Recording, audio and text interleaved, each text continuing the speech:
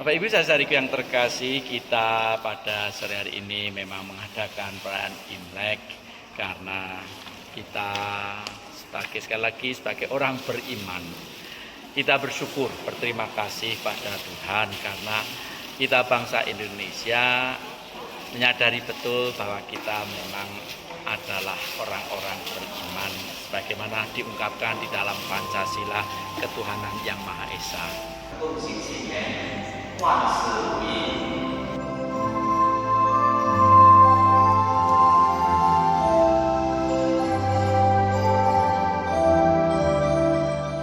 Bapak Ibu saudara yang terkasih dalam Kristus, hari ini kita sangat bergembira karena boleh merayakan tahun baru Sinjia Imlek.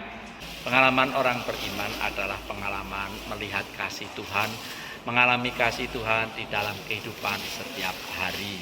Dan perayaan Imlek menjadi saat setiap orang yang beriman diundang untuk bersyukur, berterima kasih pada Tuhan atas segala rahmat, atas segala rezeki, atas segala penyelenggaraan Tuhan, segala kasih karunia-Nya yang Tuhan berikan selama tahun yang lalu, dan juga tentu saja untuk mohon tahun yang mendatang supaya kita dapat keluar dari permasalahan-permasalahan yang ada, kita dapat menyelesaikan hal-hal yang mengancam kehidupan bersama, terutama pandemi ini, dan kita tetap juga mohon supaya kemakmuran, kesejahteraan, kebahagiaan dikaruniakan pada kita semua, dan kita sebagai bangsa, sebagai umat beriman juga dapat saling mendukung satu terhadap yang lain. Saya kira itu yang membedakan misa biasanya seperti biasanya dengan misa Imlek ini apa, Romo? Misa biasanya lebih umum, dalam arti ada berbagai tema yang bisa diolah, entah itu moral, kehidupan ini dan itu, tetapi dengan misa Imlek ini fokus lebih pada syukur, terima kasih, mohon berkat, dan tadi itu. Ada ornamen-ornamen khas Tionghoa juga ya, Romo? Ya, memang kita menggunakan simbol-simbol yang ada karena itu kekayaan tradisi, kekayaan batin yang pantas untuk dirayakan, pantas untuk dibagikan. Tadi seperti saya katakan, kita memakai warna merah sebagai lambang kebahagiaan, semangat hidup.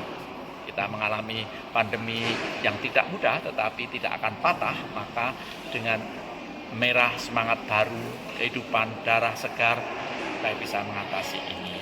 Ada syukur yang lain juga dengan adanya makanan-makanan yang tersedia ini, mengungkapkan inilah anugerah dari Allah yang dinikmati, entah itu sayuran, entah itu makanan, apapun juga. Dan juga mengungkapkan kasih, tadi berbagi paket bingkisan gitu ya. Itu juga ungkapkan berkah yang akan diberikan, disalurkan pada siapapun juga. Tadi sempat ada bahasa Mandarin juga, Romo, dalam penyampaian. Itu kenapa? Karena masih ini ya, perayaan Imlek ya? Iya, saya mengajak karena yang menyaksikan atau mengikuti perayaan ini tidak hanya yang hadir di sini, tetapi juga saudara-saudari kita siapapun juga, ada juga umat, ada teman-teman yang dari luar Indonesia, mereka mengatakan, Romo, katakan sesuatu dengan bahasa Mandarin supaya kami bisa paham juga. Kalau saya pakai semuanya, yang di sini tidak paham, ada yang banyak yang tidak paham. Tetapi tadi dibacakan pada awal, saya menyapa dalam bahasa Mandarin.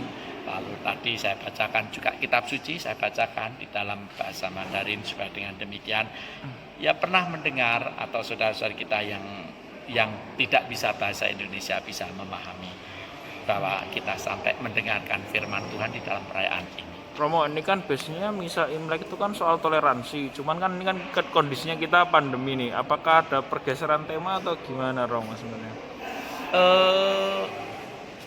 Saya kira ya persoalan itu kan persoalannya tidak perlu harus dipertentangkan pandemi dengan toleransi dan seterusnya, karena permasalahan bangsa kita pandemi sebetulnya tidak hanya persoalan COVID. Ada pandemi yang lain yang harus juga kita atasi, yaitu ketidakmau bersaudara, bersahabat, keegoisan. Itu pandemi-pandemi yang berat. Dan ketika bangsa kita cukup lama juga tidak hidup di dalam kasih persaudaraan, ini sebetulnya juga yang harus menjadi tanda kutip musuh bersama kita yang harus kita selesaikan. Ya, jadi toleransi merupakan suatu cara di mana kita bisa mengatasi salah satu pandemi yang mengancam kehidupan bersama kita. Persahabatan, kerukunan, persaudaraan, kemurahan hati itu jauh lebih penting, dan ini akan mengatasi baik pandemi secara fisik maupun pandemi cara hidup, batin, dan seterusnya tadi. Saya kira itu yang juga bisa menjadi bahan permenungan kita. Ya, baik.